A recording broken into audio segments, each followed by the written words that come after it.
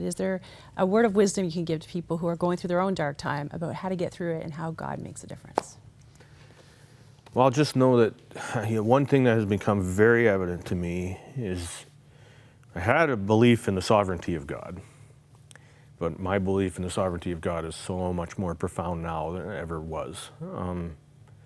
Others would just say, well, God isn't sovereign, and they might go the opposite way. But for me, unless you trust the sovereignty of God, this doesn't make any sense at all. Otherwise, the world is in complete chaos. And yet we know from Scripture that God is on the throne, and and it has affected the way as twisted and weird as it sounds, it's affected the way that I worship in a really profound way. The worship songs mean something different now, and they impact me in a different way when you think of the greatness and the majesty of God. And one of the ways that I've really found a profound way to heal has been to worship.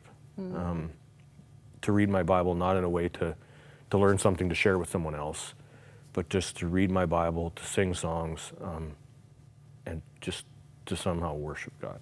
And for who He is, not just what He's doing, but for who He is. And to worship God in His sovereignty and in His holiness in that way, His uniqueness. And yeah, just such a profound thing. And yet to know that this God that is so big and so in control is so personal. And He is close to the brokenhearted. You know, Jesus' first sermon to His hometown was, "The Spirit of the Lord is upon me, and I've come to bring health and healing to the brokenhearted." And some people ran Him out of town. They didn't want to hear that. And yet, that's who He is. And so, it's been such a profound thing to think of God as so big, and yet so personal and so real.